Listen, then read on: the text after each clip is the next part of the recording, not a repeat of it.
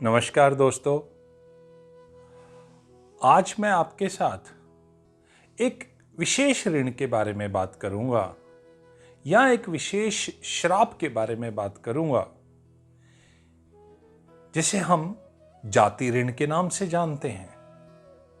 मानव सभ्यता में हम लोग सदैव समुदाय में, जाति में इकट्ठे रहने की परंपरा है और जब कभी भी आप इन परंपराओं को मानते हैं, इनके कारण जानते हैं, ये कारण बहुत ही साइंटिफिक और हमारे सदैव भले के लिए हुए। जाति ऋण आपकी जन्म पत्री में शुक्र, शनि, राहु या केतु का 5वें घर में प्लेस्ड होना, सूर्य के साथ या बिना सूर्य के भी यहां पे प्लेस्ड होना, तो ये लोग जाति ऋण से सफर करते हैं। इन लोगों को 5वें घर के बुरे रिजल्ट मिलते हैं, सूर्य ग्रह के भी बुरे रिजल्ट मिलते हैं। ऐसा क्या किया इन्होंने अपने पिछले जन्म में जिस वजह से इन्हें यह कॉम्बिनेशन फेस करना पड़ा और इसके चलते इनकी लाइफ बर्बाद हो गई। इन्होंने अपने रिचुअल्स को बुरा भला कहा, दकियानूसी कहा और उन्होंने मानना बंद कर दिया। अपने परिवार के, अपनी फैमिली के, अपने जाति के ट्रेडिशंस को मानना बिल्कुल बंद कर दिया। या इस जातक ने कोई ऐसा काम करा जिससे इनके पूरे समुदाय का, कुल का नाम बदनाम हो गया। कुछ ऐसा करा जिस वजह से घर के, समुदाय के बड़े बुजुर्गों को बहुत बैड नेम फेस करना पड़ा। समुदाय में उनकी बेइज्जती बहुत हुई। इस तरह के कुछ काम हमसे जाने में, अनजाने में अपने पिछले जन्म में हुए, जिस वजह से हमें ये जाति ऋण का श्राप इस जन्म में भोगना पड़ता है। ऐसे लोगों के कुछ सिम्टम्स होते हैं, जैसे कि उनके घर में कोई ऐसी जगह होगी जिसके घर की छत में छेद होगा और छत से लाइट आती होगी।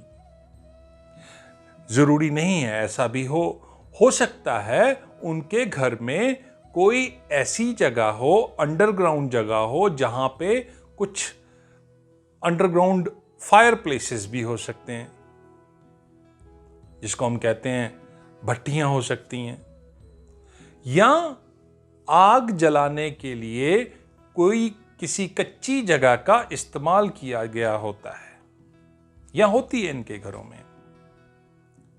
जब तक बचपन था सब कुछ बहुत अच्छा चलता है इनका, इंटेलिजेंस बहुत बढ़िया रहती है, मेमोराइजिंग पावर बहुत बढ़िया रहती है, पढ़ाई लिखाई में बिल्कुल एकदम आगे रहते हैं। जैसे ही जवान हुए सब कुछ खत्म, सब कुछ कोलैप्स करता है, गिर जाता है एकदम से। हायर अथॉरिटी से प्रॉब्लम, सरकार से लॉसेस, सरकारी कामों में नुकसान, हर जगह पे मुंह की खानी पड़ती है। अगर किसी बड़ी यूनिवर्सिटी में पढ़ने गए, वहां पे भी बदनामी, कुछ ना कुछ एलिगेशंस लगते हैं, खामखा एलिगेशंस, कोर्ट केसेस किसी बिना रीजन के इनके ऊपर लग जाते हैं और इनका कोई फॉल्ट भी नहीं होता। और सबसे मजेदार बात यह है कि सब जानते हैं कि ये ठीक है, ये आदमी गलत नहीं है, फिर भी कोई हेल्प के लिए नहीं आता। पूरा का पूरा समुदाय, पूरा का पूरा कुनबा इनका साथ नहीं देता है, सारी इच्छाएं मर जाती हैं।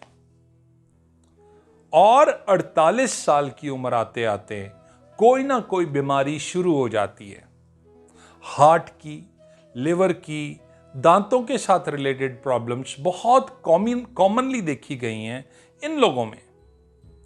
इन लोगों की बॉडी स्टिफ हो जाती है, सुबह उठा नहीं जाता या काफी कमजोर हो जाती है।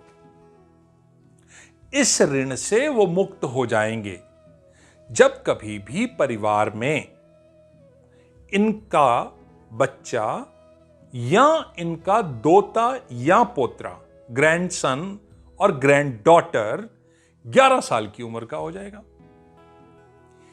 या ये एक काम कर सकते हैं, कुछ रुपए लें अपनी तरफ से, 100, 500, 1000 जितने भी ये समझें, उतने ही रुपए अपने 10 ब्लड रिलेटिव से इकट्ठे करें।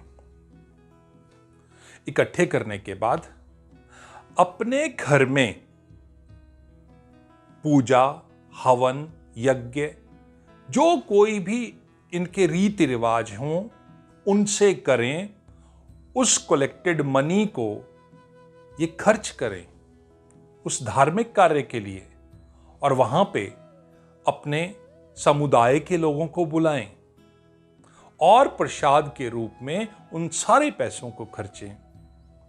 तो इनकी ये त्रुटि है, जो जाति ऋण है इनके ऊपर, इसके रिजल्ट्स बिल्कुल नेगेटिव रिजल्ट्स खत्म हो जाएंगे और पॉजिटिव रिजल्ट्स आने शुरू हो जाएंगे। सारी दुनिया इनकी हेल्प करने लग जाएगी। जिस किसी के भी ये जाति ऋण है, ये सिंपल सा उपाय करने से आपको बहुत अच्छे रिजल्ट्स मिलेंगे। उम्मीद करता हूं कि आप बाकी के वीडियोस जिसमें ऋणों के बारे में हमने बताया है उसे देखेंगे और लाभ उठाएंगे। आपका बहुत बहुत धन्यवाद। Thank you very much.